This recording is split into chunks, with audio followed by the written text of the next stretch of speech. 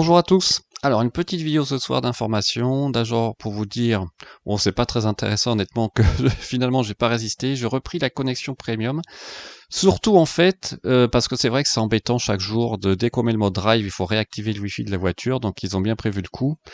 Et puis surtout, moi si je mets le mode hotspot plus Waze, et si je charge en même temps, honnêtement ça charge mais pas vraiment énormément, donc c'est un peu juste, et puis le téléphone a aussi tendance à chauffer. Et puis j'avais peur aussi de perdre l'abonnement Spotify, que toutes mes playlists se partent. Donc je me suis dit pour 10 €, comme j'ai pas d'abonnement déjà à Spotify, je me dis que c'était pas une mauvaise idée.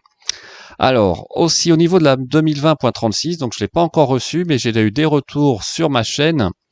Alors, ce que je peux vous dire déjà, c'est qu'a priori, vous savez, au niveau des feux, quand vous êtes au feu rouge, quand le feu passe au vert, il n'y a pas le son, hein, le chime, comme ils appellent ça en anglais, aux États-Unis. Donc, il n'y a pas le son pour vous prévenir que le feu passe au vert, apparemment. Et puis, au niveau de la détection des panneaux, bah, écoutez, il y aura pas mal de choses à dire, a priori.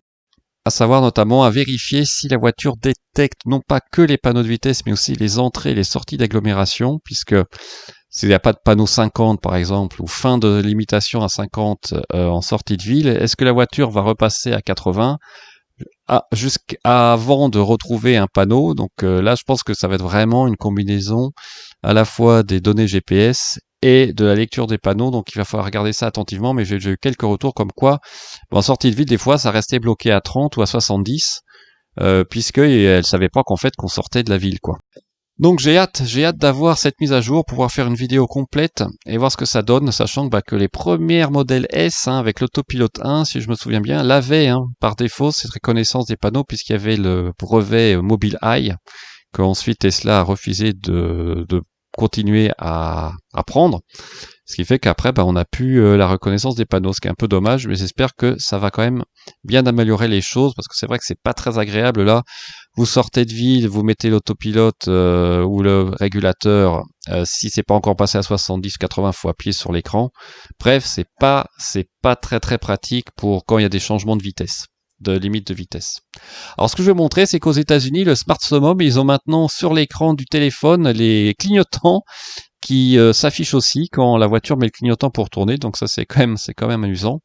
Et là, je voulais montrer quelque chose d'assez intéressant, mais ça nous intéresse pas nous parce qu'on n'a pas de changement d'heure, de zone horaire en France, puisqu'on est que dans une plage horaire, contrairement aux États-Unis. Si vous appuyez sur l'heure aux États-Unis pour retrouver le fuseau horaire d'origine, ça va vous mettre à jour le fuseau horaire. Donc, ça peut toujours être intéressant si un jour vous faites des grands voyages en Europe, si l'heure ne se met pas à jour.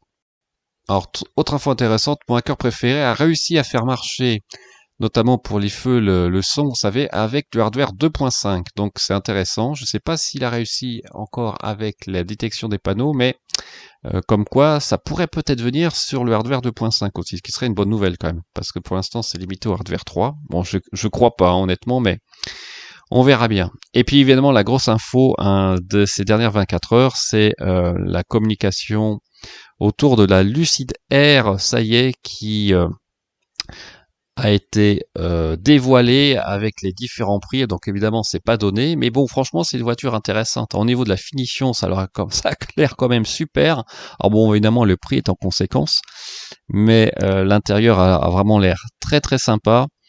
Les performances sont aussi pour la version haut de gamme incroyable, plus de 1000 chevaux, le quart de balle en 9,9 secondes. Donc au niveau qualité perçue, honnêtement, ça m'a l'air, alors évidemment ça confirme, mais quand même au-dessus de Tesla, à mon avis, c'est clair. Après, bon, évidemment, faut voir les services. Le réseau de recharge en dehors de Tesla aux États-Unis est quand même assez bien développé, donc ça doit être faisable. Et puis au niveau, par contre, la grosse question, c'est au niveau de l'autopilote. Alors ils ont aussi en option, vous verrez quand j'ai configuré la voiture, un système over the air pour mettre à jour la voiture automatiquement. Reste à savoir, voilà, au niveau ingénierie, qu'est-ce que ça va donner au niveau de la conduite autonome notamment. Bon, les performances, on en a déjà parlé, l'autonomie aussi, puisque ça a battu le record de l'EPA, plus de 800 km avec une batterie, je crois, d'autour de 117 kWh, ce qui est très raisonnable par rapport à une Model S, mais il faut attendre évidemment le modèle Plaid, voir ce que ça donne. Mais voilà, là, il y a vraiment une vraie concurrente, en tout cas aux États-Unis, en haut de gamme pour la Model S. Reste à savoir si ça va marcher. Ça, c'est la grosse question. En tout cas, ça a l'air sérieux pour l'instant. Le site web est très bien fait. On peut précommander même la voiture en France, pas le modèle haut de gamme, mais vous allez voir ça tout de suite. Donc là, j'ai voulu prendre, vous allez voir, vous avez les différents prix.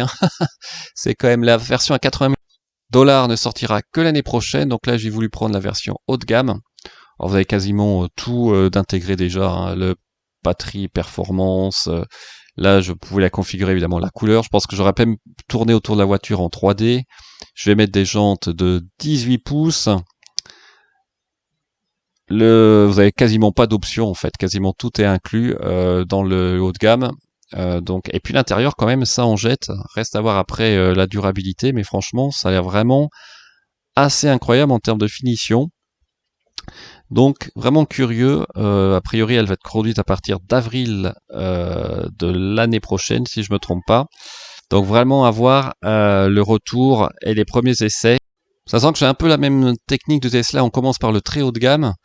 Et puis après, je pense que si ça marche, évidemment, ils essaieront de faire la même stratégie, aller vers des voitures plus abordables, parce que là, ils ont besoin d'amortir les investissements. Mais vraiment, l'intérieur a l'air vraiment, vraiment sympa. Bon, la taille, par contre, je pense que c'est vraiment un gabarit très imposant pour l'Europe. Mais bon, à voir ce que ça donne. Et là, vous voyez, en fait, la Dream Edition, on peut pas la commander. Mais la version juste en dessous, on peut la précommander en France, au prix de 900 €, qui sont complètement remboursables. Donc honnêtement, voilà, moi je trouve ça bien. La qualité perçue a l'air vraiment très très bonne, donc reste à voir ce que ça va donner l'année prochaine. Et je voulais vous montrer pour finir, voilà, une zone de travaux. Vous voyez là, il y a les plots qui sont reconnus, mais pas les personnes, donc c'est assez intéressant. Et ce qui marche très bien depuis quelques mises à jour maintenant, c'est quand on se rapproche trop d'une ligne, que ça soit près de le milieu de la route ou à droite, eh bien l'alerte est vraiment très très efficace. À partir du moment où on ne met pas le clignotant, vous avez vraiment ce rappel très très rapide pour éviter de sortir de votre voie. Donc maintenant, je n'ai plus qu'à attendre la 2020.36 et vous souhaite un très bon week-end.